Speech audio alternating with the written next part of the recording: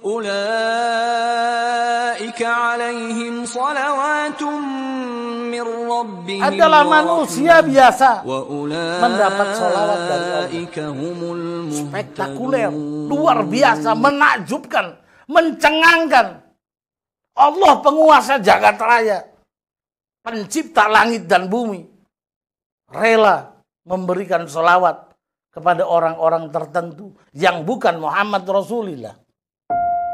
Surah Al-Baqarah ayat 157 artinya, mereka itulah yang mendapat sholawat dari Tuhannya dan mendapat rahmat, dan mereka itulah orang-orang yang mendapat petunjuk. Mereka lah orang-orang yang mendapat sholawat dari Allah, dari Tuhan mereka. Alangkah dahsyatnya,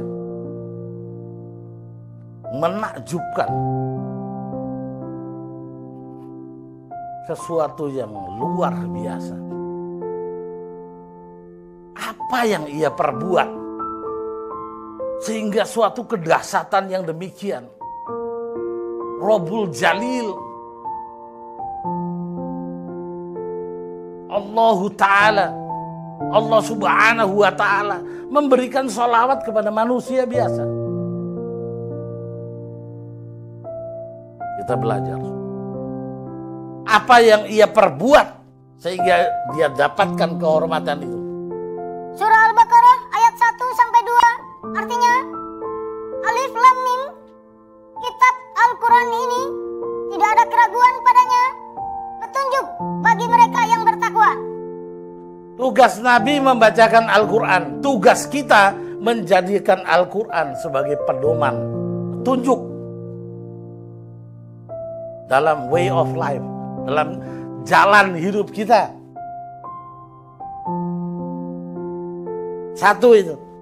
Bila saudara ingin mendapatkan sholawat dari Allah, jadikan Al-Quran sebagai pedoman hidup dan juga pedoman mati. Langkah kedua. Surah Al-A'raf ayat 204 artinya, dan apabila dibacakan Al-Quran, maka dengarkanlah baik-baik dan perhatikanlah dengan tenang agar kamu dikasihi Allah. Jadikan Al-Quran sebagai pedoman hidupmu.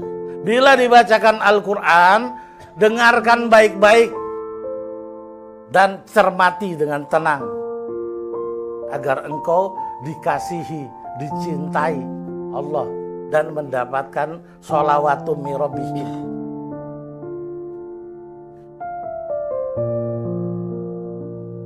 Langkah pertama, jadikan Al-Quran sebagai pedoman. Langkah kedua. Langkah kedua, berusaha mensucikan diri. Surah Al-Baqarah ayat 151 artinya, dan mensucikan kamu. Tugas Nabi mensucikan kita dengan ajaran-ajarannya serta firman Allah yang dibawanya, Al-Quranul Karim dan hadis beliau yang penuh ajaran jalan kesucian, baik kesucian batin maupun kesucian zahir. Lanjut. Surah Al-Baqarah ayat 222 artinya, sesungguhnya Allah menyukai orang-orang yang tobat dan menyukai orang-orang yang mensucikan diri. Orang-orang yang mensucikan diri.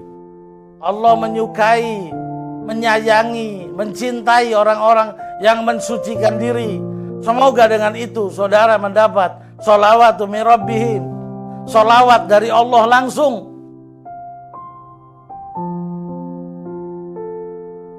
Saudara-saudara sekalian, mensucikan diri itu punya dua dimensi. Pertama, dimensi zohiriyah. Pakaian kotor jangan dipakai. Bersihkan rumahmu, bersihkan dirimu dengan cara mandi dan aturan-aturan syariat. Manakala habis bermesraan dengan istri, ada namanya mandi junub. Itu penyelesaian kesucian zohiriyah. Kesucian batiniah itu, berjuanglah dengan sekuat tenaga untuk menghilangkan takabur dari dalam diri. Barang siapa yang ada kesombongan atau takabur sebesar debu di dalam dirinya, Allah haramkan bau surga. Baunya saja tidak boleh, apalagi surganya. Hilangkan sombong, hilangkan tamak, gila harta, gila pangkat, gila kekuasaan, merasa diri paling pandai, ingin dihormati, itu tamak. Rendahkan hati, jangan suka pamer, ria, membanggakan diri, sum'ah, nifak. Bersihkan hati ini dari sifat-sifat munafik, kafir, dan lain sebagainya. Allah menyukai, mencintai orang-orang yang membersihkan zohirnya dan batinnya. Semoga sholawatu mirabihim sampai kepada Anda. Lanjut.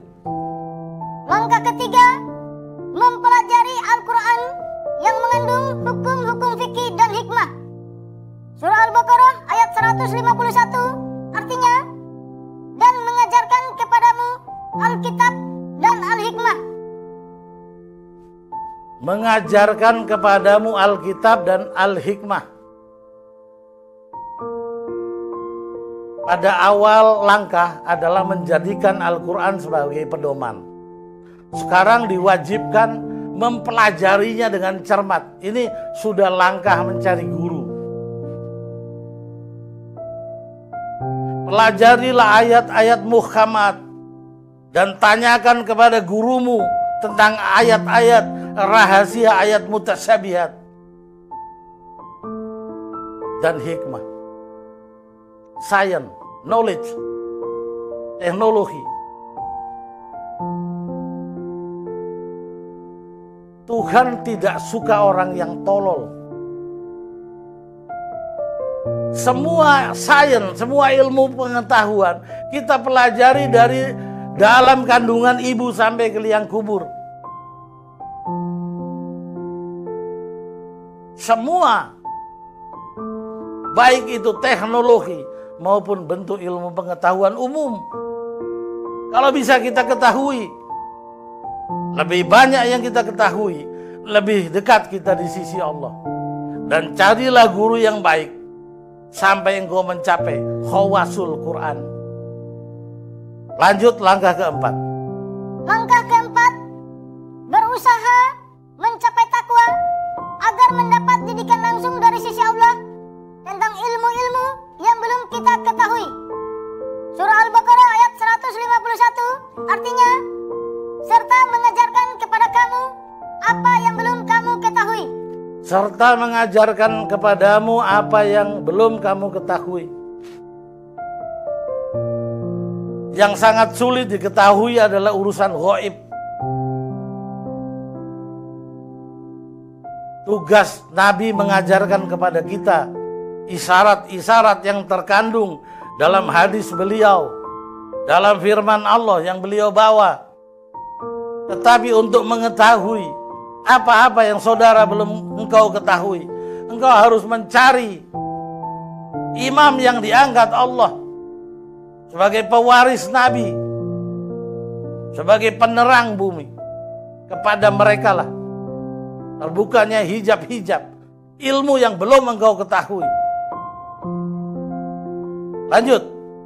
Surah An-Nisa ayat 113 artinya, dan Allah telah menurunkan kitab dan hikmah kepadamu dan telah mengajarkan kepadamu apa yang belum kamu ketahui. Kitab dan hikmah. Al-Quran saudara sudah pelajari, hikmah sudah. Masih ada satu, yaitu apa-apa yang belum kamu ketahui. Ini ilmu-ilmu dimensi lautan samudra ilmu yang disebut ihsan, pengenalan kepada Allah. Ilmu-ilmu laduni, ilmu yakin. Itu hanya dimiliki oleh orang-orang alim pewaris Nabi. Carilah mereka dan belajarlah kepada mereka. Lanjut. Surah Al-Baqarah ayat 282 artinya, dan bertakwalah kepada Allah, Allah mengajarmu. Bertakwalah kepada Allah, Allah mengajarmu. Ini termasuk bagian ilmu-ilmu yang belum engkau ketahui. Dia di luar wawasan Al-Quran, Itu ilmu dari sisi Allah langsung. Bertakwalah agar Allah mengajarkan kepadamu ilmu-ilmu yang belum termaktub di dalam Al-Quran. Itu wewenang seorang guru yang ditunjuk oleh Allah. Langkah kelima, wajib zikrullah, sebanyak-banyak zikir. Surah Al-Baqarah ayat 152, artinya, karena itu ingatlah kamu kepadaku, niscaya aku ingat pula kepadamu. Berselawatlah, berzikirlah sebanyak-banyak. Kiranya dengan itu saudara mendapat sholawatun mirobihim, sholawat dari sisi Allah. Lanjut. Langkah keenam, bersyukur atas nikmat Allah. Surah Al-Baqarah ayat 152, artinya, dan bersyukurlah kepadaku, dan janganlah kamu mengingkari nikmatku. Bersyukur. Definisi bersyukur itu banyak mengenang kebaikan yang engkau terima dari Allah. Dan letakkanlah nikmat-nikmat Allah, baik harta dan lain sebagainya, kembalikan ke jalan Allah. Itu saudara bersyukur. Langkah ketujuh, wajib sabar dan sholat. Surah Al-Baqarah ayat 153, artinya, hai orang-orang yang beriman, jadikanlah sabar dan sholat sebagai penolongmu. Sesungguhnya Allah beserta orang-orang yang sabar. Jadikan sholat dan sabar. Karena untuk mendekat kepada Allah kita tidak langsung mulia. Penuh dengan ujian, butuh kesabaran. Maka jadikanlah teman dua perkara. Berlindunglah dalam sholatmu dan dalam kesabaranmu. Lanjut. Langkah ke-8, berusaha mengenali orang-orang yang gugur di jalan Allah dan bergaul dengan mereka. Surah Al-Baqarah ayat 154, artinya, dan janganlah kamu mengatakan terhadap orang-orang yang gugur di jalan Allah bahwa mereka itu mati. Bahkan sebenarnya mereka itu hidup, tetapi kamu tidak menyadarinya. Mereka itu orang-orang yang gugur di jalan Allah itu tidak mati. Mereka hidup, hanya kamu yang tidak tahu. Kamu tidak mengerti, tidak menyadarinya. Maka diperintahkan, sadari itu, ketahui itu, kenali itu. Ini tugas seorang guru pembimbing, alim pewaris Nabi, untuk membimbing saudara sampai masuk ke dalam hakikat pengenalan bahwa orang-orang yang gugur di jalan Allah tidak mati. Lanjut. Surah Al-An'am ayat 122, artinya, dan apakah orang yang sudah mati kemudian kami hidupkan dan kami berikan kepadanya nur yang terang, yang dengan nur itu dia dapat berjalan di tengah-tengah masyarakat manusia. Ia dapat berjalan di tengah-tengah masyarakat. Bisa jadi ada orang-orang yang gugur di jalan Allah, duduk di antara sisipan Anda semua. Mereka lah wali-wali Allah yang berjalan di antara masyarakat manusia, yang hanya orang-orang khawas mampu mengenalinya. Lanjut. Langkah ke-9, tabah dalam menerima ujian dari Allah. Surah Al-Baqarah ayat 155, artinya, dan sungguh akan kami berikan cobaan kepadamu dengan sedikit ketakutan, kelaparan, kekurangan harta, jiwa, dan buah-buahan, dan berikanlah berita gembira kepada orang-orang yang sabar. Jadikan sabar dan perkasalah dalam menerima ujian Allah. Lanjut. Langkah ke-10, bertawakal kepada Allah. Surah Al-Baqarah ayat 156, artinya, yaitu orang-orang yang apabila ditimpa musibah, mereka mengucapkan, Inna lillahi wa inna ilaihi rajiun.